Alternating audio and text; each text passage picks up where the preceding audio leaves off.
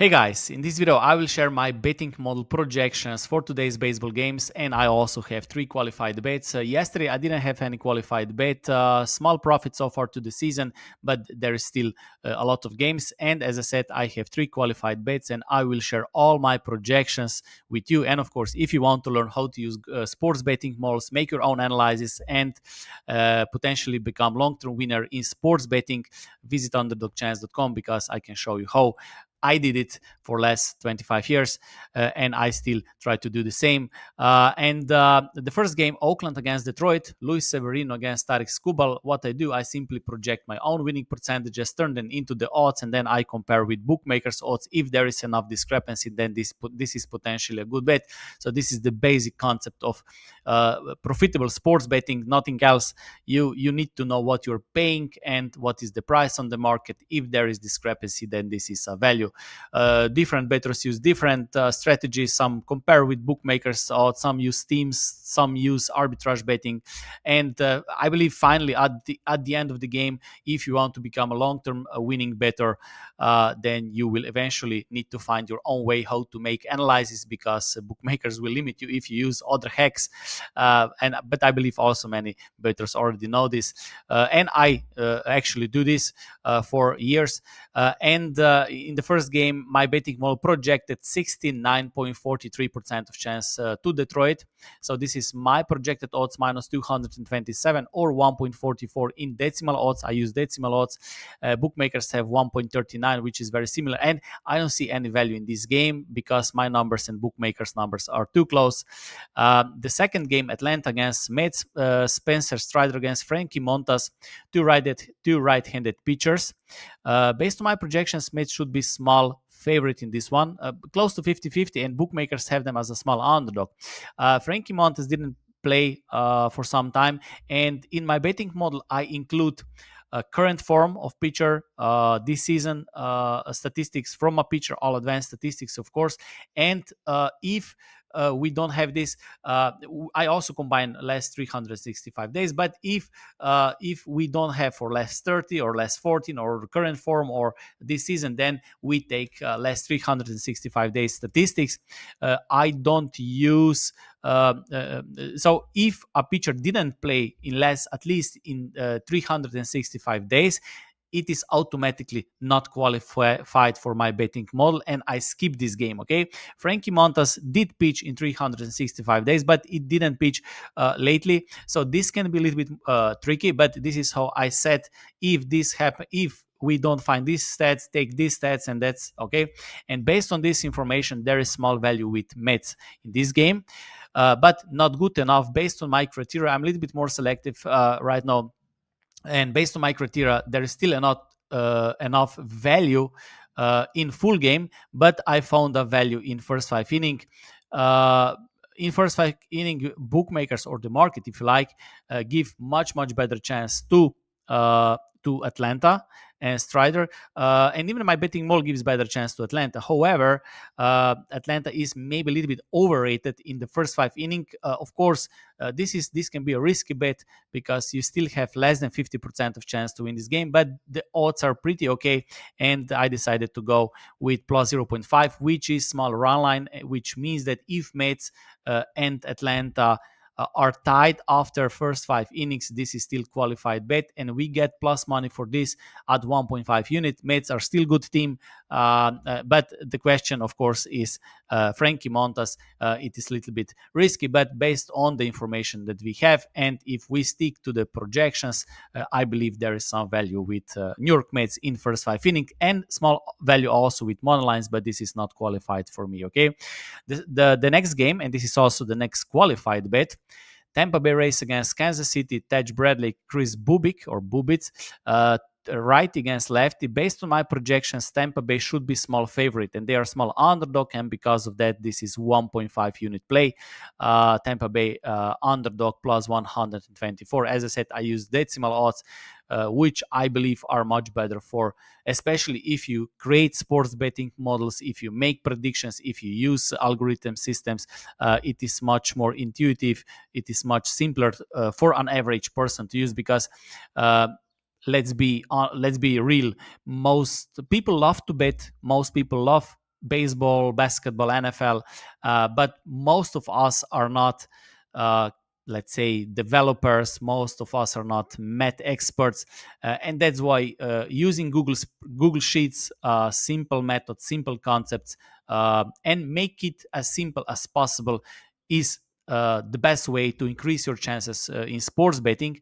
And decimal odds are, I believe, much better to use than American odds. You need 3 days just to change the mind and adopt, and then you can use, because right now all bookmakers use all bookmakers or sports books use decimal odds as well. Just change there, okay? But you can do whatever you want. This is just suggestion, and based on what I think is better. I in fact I come from Europe, and in fact I used American odds. That was around 2008, 2009, maybe 2010. I used for one season American odds because I was also active on some betting forums, betting portals. I was heavily connected to American sports handicappers. I think I was also active in covers back then, and I posted some of my plays, and it was I don't know, it was nice to post them in American odds. I was all of my friends, betting friends, were from USA. This is I'm doing this for 20 years right now. But at one season I used American odds. That's why I can talk in American odds and decimal odds, because I knew. But after 1 year, I saw that decimal are simply better, and I turned back into decimal odds, and since then I use decimal odds. But I many times where when I publicly post picks, predictions, or whatever videos, this is always because of marketing, and I hope that people will see the way of betting and maybe learn from me. Sometimes I post and talk in American odds just to be closer to American bettors, because I believe most bettors who bet on baseball are still from USA, and most of my friends are also betting friends are from USA as well. Okay, but I also tried to show that baseball is great to my European friends, and many of them started betting later, especially because you can have even better odds, better limits, and you can actually make nice money. Especially if you can bet on betting exchanges and so on, you can make nice money with baseball. Okay, Seattle, Minnesota. Based on my projections, Seattle should be small favorite. Uh, and this is close to 50-50 game, not good enough, so I would simply stay away from this game. Okay, Andrew Heaney against Freddy Peralta, Pittsburgh against Milwaukee. Based on my projections, Milwaukee should be 65.30% of chance to win this game. Bookmakers they have them at minus 200 or 1.5. I have 1.53. As you see, if you use decimal odds, this is much closer for I. So this is 1.5, 1.53, very close, right? Again, also minus 188, minus 200, also very close. But again, this is not qualified. Then we have Chicago Cubs against St. Louis, James Tylon against Michael McGreevy, two right-handed pitchers. Based on my projections, St. Louis should be small favorite. They are small underdog, and maybe there is some value with St. Louis in this game. Not good enough because I'm looking for adjusted Kelly criterion. So the Kelly formula is one formula that was used for investing, and it basically tells you if there is more value and if there is higher probability of success, you should bet a little bit more. So your stake should be a little bit bigger. Okay, so I stole this formula and adjusted for myself, where I use my projected probabilities, bookmakers decimal odds, and then I adjusted it in a way that always shows the number around 1.5, 2. Okay, so most of the times is either negative or close to zero. You see 0.26, 0.65, 0.99, and when it hits 1.5, this is 1.5 unit. In the past, this was 1 unit. So basically these numbers tell me how much units should I play, and most of the time it is between 0 and 2, and if it is bigger than 2, then this is really really good bet. Also in the past, last season and previous seasons, 2 units placed were beating the closing line more than 91% of times, or something like that. Really, really good. So, but of course, those bets you will not find every single day, but those are really the best place 2 unit plays. And this is all calculated with adjusted criterion formula, which I also implemented in other sports betting models like NHL, soccer, and all those betting models where you basically have money lines, like Americans say, or the odds, so straight up wins, right?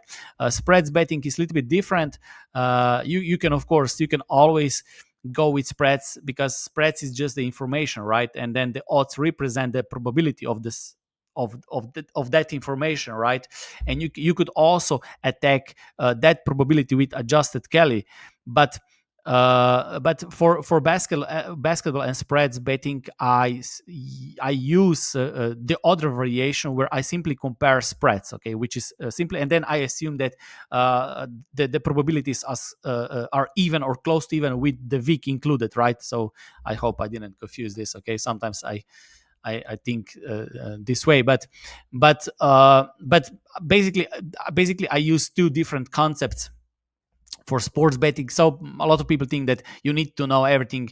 I was just talking with one very nice guy, and he said, "I want to learn Python. I want to do this. I want to do that." No, no, you don't need to do this, right? You need to learn two, three concepts and know them really well. Okay, couple of functions, and then you know this really well, and then you can build models. And this will be the same in the future, I believe, as well. Okay, I also talked to one guy who was doing NHL betting model. He was also talking about some complex mathematical and statistical methods, but from the conversation, I saw that he's not successful better. He also is not financially successful because of that. And I think he was too much into different concepts. Okay, you don't need to learn many different concepts. Okay, what I teach, I always teach the concepts that are not complex, and you can learn them, and you need to learn them really, really well. Okay, that's why I always say to people who join my masterclass, uh, try to build every single betting model, because those are not complex things, and once you know them, you can build anything. Okay, so if you just skip and just type the teams into the betting model, you will never learn anything. But what I want to say, you don't need to learn many complex things. And many people are afraid right now with AI what will happen. I will tell you, I don't know what will happen. Okay, but what I think, AI is just an assistant. Okay, and you will still need to guide him. Okay, and in uh, sports betting is a relative competition, okay, against others, and you will always need to find one unique angle against others. Because if everybody is using, let's say, odds jam, or if everybody is using the same method, or if everybody will use the same prompt in AI, they will all get the same results. Okay, so you will need to use unique way. Okay, and to do this, you need two things. You need to be a little bit creative, and you need to have the knowledge of the notes, so you can create a symphony or music. Okay, for example, NFL is such a great example. Okay, everybody are attacking complex things, everything, and I have created very simple betting model, which has profitable results over 4 years, and not only that has profitable results. Most of the time, the odds drop, and the bid closing line in such a sharp market, which is very interesting. And you don't need to uh, go into complex things. Okay, you just need to find your own unique way, and whatever you do at your best, and be the best, and really, really understand a couple of things. Okay, and with this you can make great things. Okay, and I do this for years. With this is I at some point I had the idea to learn Python and program, and then I decided I will not go that deep, because I know Google spreadsheets, this is free, and it will stay here. Okay, maybe sometimes I need to copy paste maybe I need to copy paste something. I will spend 3 minutes more than someone else, but that guy spent 4 years to learn new thing, and more new things will come in the future, and it is not possible to learn everything. Okay, and the goal of sports betting is that you get the probabilities, and you can use, and of course you need a tool that can automate this, so you cannot of course calculate manually or on a paper, but it is very simple. Google spreadsheets will stay here for 10, 50, 20 years, I believe. I don't know how this will change. Maybe then IA will do this, but you will still need to tell him, uh, take me, I don't know, last 30 stats from X5P, 365 days. Give that weight to the bullpen. Give that weight to the pitcher. Use that hitting statistics, because you know if everybody will tell just AI, create a betting model for baseball, then you will get the same things, and bookmakers will know. And the most important thing is that you find your own unique way, okay, unique way in the betting market and unique angle, okay. And once you have the knowledge of the notes, then you can basically always refine, tweak, and always find the angles, okay. Sometimes you will lose the edge, you see. Sometimes, for example, you will have 3, 4, 5 years profitable, and then you will lose the edge. But because you know the concepts, you can make small tweaks, change weight, change statistics a little bit, and you will find again the angle, okay. And this is how you swim through the turbulent world of sports betting, okay. This is what I believe, okay. This is how it happened. And of course you always need to have the goal, what you want to achieve, and then reinvest into other assets, because the goal of sports betting is to stop betting at some point, right? Of course you can even lower stakes. I even did this at some point, but the goal is to build wealth with sports betting profit. So if you can come at some point to 1,000 American dollars per bet, imagine you make 30, 40K in 1 year, and if you can reinvest this every single year as an extra income stream into other assets, imagine what you can do in 10 years. You don't need to work anymore, right? And this is the goal. And what people do, instead of trying to bet more and more make smarter bets and do it seriously, what they do, uh, take it not seriously, bet smaller amounts, try to hit parlays. This is never going to happen, okay, because poor people will always try to make a lot of money in the short period of time with the smallest amount possible and with the least effort possible, okay. The rich people, they do this completely differently.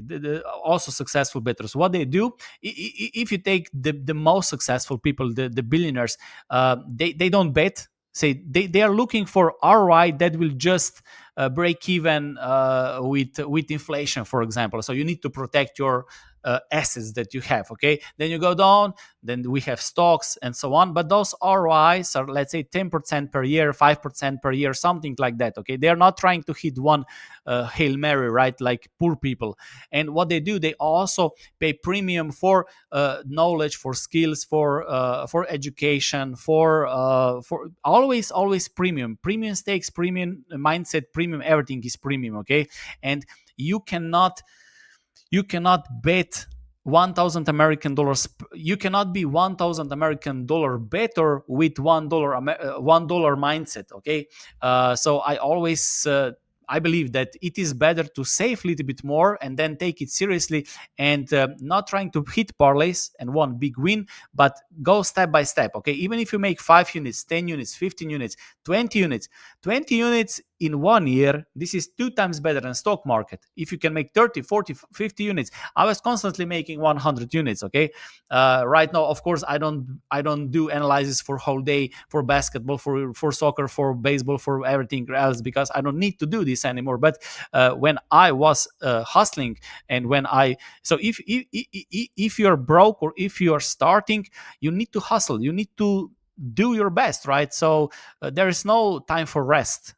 Of course, I'm not telling anyone, but imagine if you can make 30, 40, 50 units. This is 3, 4, 5, 10 times better than stock market. And if you can reinvest these profits, then this is amazing game. And even if this is $1 American bet, And if you make 30 units, this is 3,000 American dollars in 1 year. And even if this is 3,000 American dollars, an extra income stream every single year, if you have the skill, in 10 years, if you reinvest in Bitcoins, in stocks, this is again another, this can be also a game changer, or you can then have bigger bank or bigger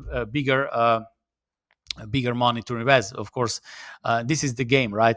So I don't know, I just lost myself right now. I'm just talking. Okay, so we had Houston, right? uh, then we have a couple of games. As I mentioned previously, there are pitchers where we don't have enough information. So either they didn't play in last 365 days, or in last I also have, they need to pitch at least 20 innings to be qualified, right? And White Sox, Cincinnati, and Toronto, they didn't. Also, Texas Dodgers pitchers, but those are just rough probabilities. Maybe you can use them if you bet on those games. That would mean if Texas start with league average pitcher, that would be probability. Okay. Then we have Boston Angels. Not enough value. Again, this is my adjusted Calic formula, and based on my projections, Boston should be minus 157. They are minus 189. I think there is small value with Angels, okay? Or at least Boston is overrated, not value.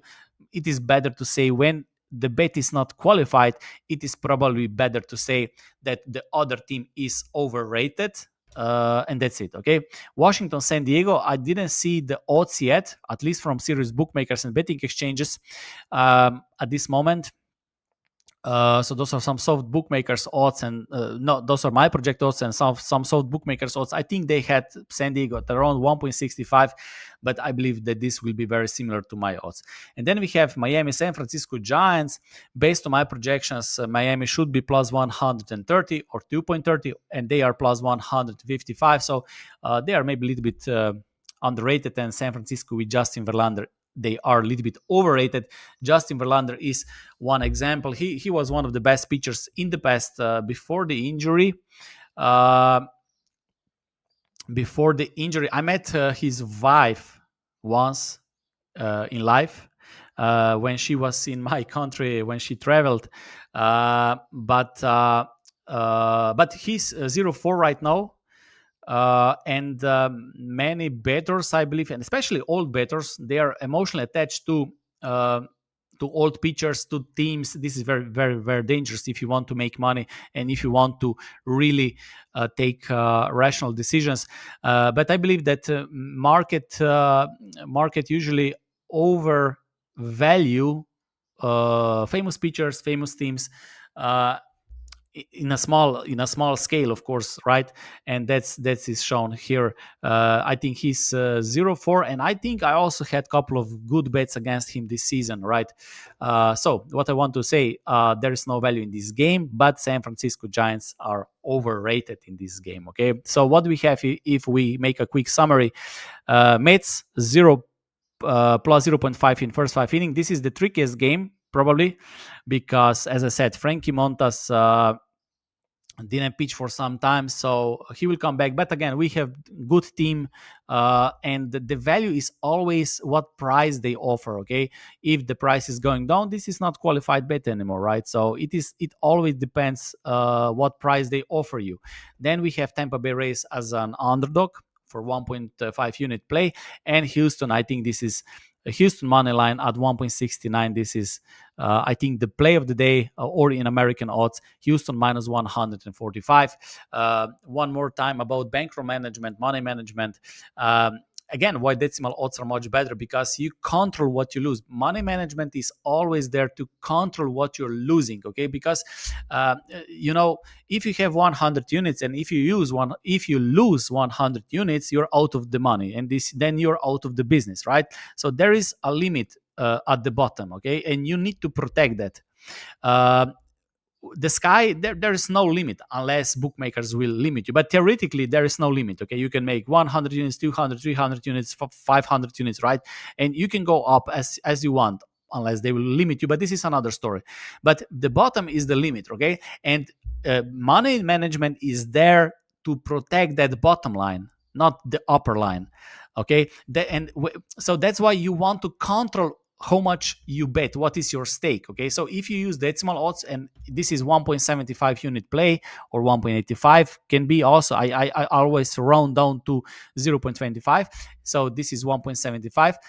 You bet exactly 1.75 units on these odds. Okay, and then whatever the profit is, or return is. Okay, many Americans, what they do when they have 1.75 unit and they bet on minus 145, they actually bet, let's say this is 2.5 unit, and you bet basically more than you should bet. Okay, and you don't control, because if that would be minus 800, then you would bet what, 10 units, and then you lose, and you lose 10 units. Okay, so you didn't control that bottom line. You see, you didn't control that bottom line. And money management is in the first place to protect your bankroll, because if we would have an only unlimited bankrolls, then we could bet until we win. But the problem is that we don't have unlimited bankrolls, and that's why you need to protect it. Okay, and usually, as a sports bettor, you want to have at least 100 bets before you're out, because the probability of going 0 100 is very small. It is still possible, don't get me wrong. If we are completely precise, it is possible, but the game of life and sports betting is always the game of probabilities. Okay, so everything is probability around us. Everything is probability. Okay, there is a probability that you found my channel today. There is probability that the car will hit you. There is probability that you will finish a school or not finish a school, or your kids will complete the college or not. You go to a bar, find a girl, she will reject you or not. It is always a probability. Depends on what you say, whatever. And the life is basically the game of probabilities. Okay, the stock market is game of probabilities. The business. So if you start a business today, there is a chance that you will fail. Everything is the game of probabilities, and the sports betting as well. Okay, and yeah, that's it. Okay, that's it from me today. Thank you for watching. And of course, if you want to learn how to use Google spreadsheets for your sports betting, and even if this is for a joy, when older people come to me, 8 years old, I had one 72 years old. I told, and he took this as I asked him why you are betting, and he said that this is interesting. Then this is a betting challenge. This is a challenge, intellectual challenge for me, and this is completely okay. My aunt, she was more than 80 years old. She decided to learn German language, so she joined that mentorship, and she started learning German language, not because she will make millions with German language, but because you want love. So if you love numbers, if you love betting, I believe that the analyzing your own games, learning the notes, and then creating your own betting models, I think this is the most beautiful thing for sports bettors. I believe that creating sports betting models, tweaking them, using numbers, projecting the lines, I think this is the most beautiful thing for sports bettors. Okay, the results are just the byproduct of this. Okay, and anyone who doesn't love betting and numbers and analysis, he will not make money anyway. And even if he makes some money, imagine you do something you don't like and you just do it for money. I think this is miserable life. Okay, and why I do this, I love to do this. I still love to do this. And most of the most thing that I love to talk people. And those who had calls with me, they know I love people, and that's why I'm doing. Okay, that's it from me today. Thank you for watching. See you next time.